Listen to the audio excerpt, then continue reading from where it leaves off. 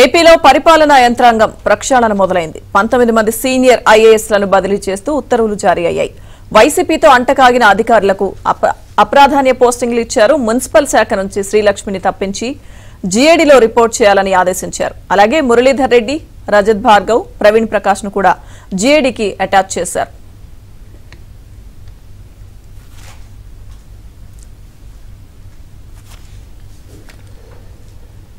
ఇక పంచాయతీరాజ్ ముఖ్య కార్యదర్శిగా శశిభూషణ్, వ్యవసాయ శాఖ ప్రత్యేక ప్రధాన కార్యదర్శిగా రాజశేఖర్, కార్మిక శాఖ ప్రత్యేక ప్రధాన కార్యదర్శిగా గోపాలకృష్ణ ద్వివేది, పురపాలక శాఖ ప్రత్యేక ప్రధాన కార్యదర్శిగా సింఘాల్ను నియమించారు. అలాగే పౌర సరఫరాల శాఖ కమిషనర్గా సిద్ధార్థ్ జైన్, ఉన్నత విద్యాశాఖ ముఖ్య కార్యదర్శిగా సౌరభ్ గౌర్, పాఠశాల విద్యాశాఖ కార్యదర్శిగా కోన శశిధర్, ఉద్యాన మత్స్య సహకార శాఖ కమిషనర్గా ఏ బాబు, ఆర్థిక శాఖ కార్యదర్శిగా వినయ్ చంద్కు బాధ్యతలు అప్పగించారు. ఇక ఆర్థిక శాఖ వ్యయ కార్యదర్శిగా ఎం జానకి, పశుసంవర్ధక శాఖ కార్యదర్శిగా ఎంఎం నాయక్, గనుల శాఖ డైరెక్టర్గా ప్రవీణ్ కుమార్ ను నియమించారు.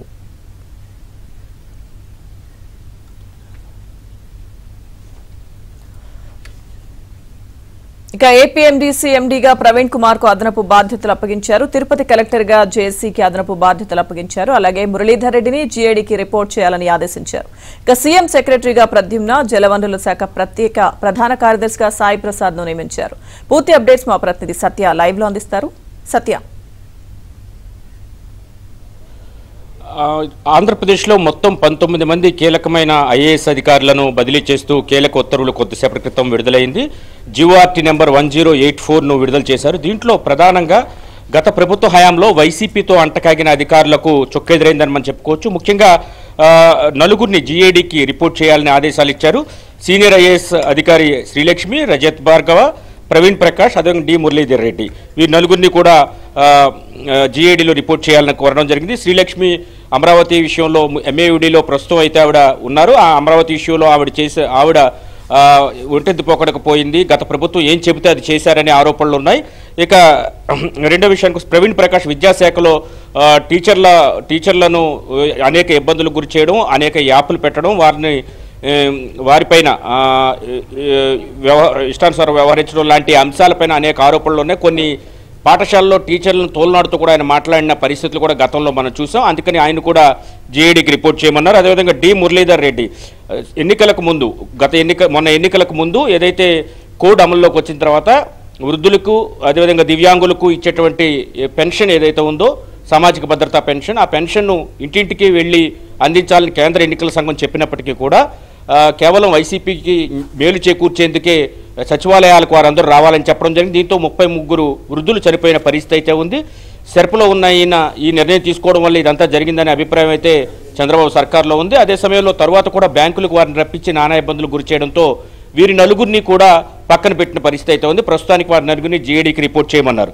ఇక ఇద్దరి విషయంలో మాత్రం ఇంకా పోస్టింగ్ అయితే ఇవ్వలేదు. ముఖ్యంగా హరిజవహర్ లాల్, వివేక్ యాదవ్, వీరిద్దరి విషయంలో అయితే ఏ మెన్షన్ జరగలేదు. అదేవిధంగా తీసుకుంటే కనుక పవన్ కళ్యాణ్కు ఉన్నటువంటి కీలకమైన శాఖలు పంచాయతీరాజ్, రూరల్ వాటర్ సప్లైస్, అదేవిధంగా గ్రామీణాభివృద్ధి, ఈ రూరల్ డెవలప్మెంట్, ఈ 3 శాఖలకు సంబంధించి శశిభూషణ్ కుమార్ను వేయడం జరిగింది.